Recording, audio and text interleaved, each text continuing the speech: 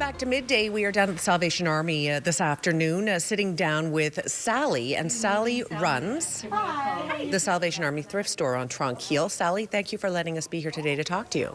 Thank you very much for coming out and wanting to hear our story. Yeah. Sally, tell me what you do at the Salvation Army Thrift Store, how long you've been working there, and why are you there?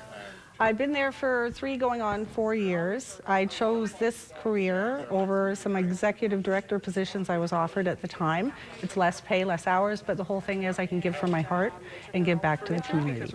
Why is that important to you? Because I have family members that suffer from mental illness, and I know how families get burnt out. Yes. And so this is your way of giving back in a way that perhaps families can't do right now for those people. Exactly. Tell me about your day at the Salvation Army Thrift Store. You are clearly doing a job there where you are helping to sell things and keep the store in line, but there's many more layers than that, it sounds like. Over the past 3 years, we've, thanks to the generous donations from everyone in the community, our sales have increased. So with that, it's enabled me to support Away Home, the youth. We're just supporting this week, starting the Safe Suite for young women on Away Home, the fostering transition, all the teenagers fostering out of, or transitioning out of foster care. We're supporting all of them, clothes and housing, like for everything they need, and the new addictions house, we fully supplied them with everything they've needed. But on top of that, we deal with the everyday people off the street. And so with that, we're dealing with homeless people, we're dealing with the women that work the streets. They need clothes, they might need food, but the main thing is they know there's a safe place to come and have a cup of coffee or get something that they might need or be safe. This is the side to the Salvation Army Thrift Store that I didn't even know existed. Is this widely known around the North Shore or around Kamloops? No, it's not widely known, and it's been kept very quiet, but it's known on the street. It's starting to grow. What's happening with the people that live on the streets is they know not to steal from us, to come in now and ask, and they will receive. And with that, they walk out with respect and dignity. The Salvation Army is doing a huge service for our community, but these are the lesser known things that people are not aware of. They're delicate, and it sounds like you're running a delicate operation and helping these people. These people are no different than my brother, my sister, my cousin, my niece, my nephew, your neighbor. Families get burnt out, and sometimes other organizations, they can only handle so much. So if we can do that little extra to keep these people, give them a little bit of sunshine in their day, you know, that goes a long way in somebody's life that's struggling. What is your biggest concern for these people that rely on you? They've come to rely on you. That they stay safe. Whether they stay safe because of the issues on the street or the drugs or mental illness, there's not enough support out there to follow through even after detox and everything. And that's what I'm hearing back. Yes, we can go to detox, but what's there for us afterwards? What we go back to is what's normal and what we feel safe with.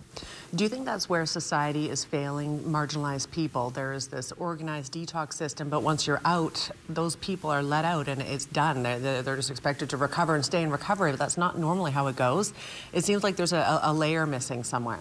In my opinion, and from what I've experienced with my friends on the street, yes, and that's a big key part. It's the second part. Even if you have mental illness, the amount of funding and support that's always available, people fall through the cracks, and there isn't always enough to keep these people out of where they're at today. And they go into survival mode, and they go to what's comfortable. And you know what, to you and me, to some people, they go, how can they live like that? A lot of these people don't choose to be there. Home is worse than being on the street sometimes, right? We don't know their story, but each of them have a personal story. Doing wonderful, and thank you for your kindness and your generosity. And so that's where the Salvation Army comes in. These are the lesser known things that people don't know about. We see those Christmas cuddles in front of the big stores at Christmas time. This is where the money's going to help. It is, and every donation that goes into the Salvation Army store is what makes me able to say, yes, I will support Away Home. I can do another youth. I can do another child transitioning out of foster care. I can do another addictions house. Like, the more support we get with the community giving us good quality donations to sell, that leaves us so that we can support more and help in other ways within the community. What would these marginalized people say to you after the help that you've given them? Do you know how much they appreciate what you're doing? It says in their eyes. One girl, it's taken me 3 years to make connection with, and when I see her in the store and I go, oh, my friend's here. I wonder if she wants a coffee. She lights up like a Christmas tree. And I said, nothing there's nothing that can replace those expressions that come from her. I mean, that in itself makes every bad day I've ever had worthwhile. And it tells me I'm in the right place.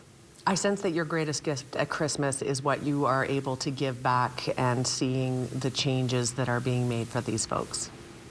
But that's my gift every day of the year, because every person I make contact with that comes in and feels safe, that's a gift year long for me. Would you ask people to think about these moments when they are out and seeing the Christmas kettles to donate and to help make that difference? I would ask for them to dig deeply into their pockets and just remember this could very easily be your son, your daughter, your niece, your nephew, and please think about them. We never make a choice to be like this, so if we can help, we should be. Sally, thank you for talking to us today.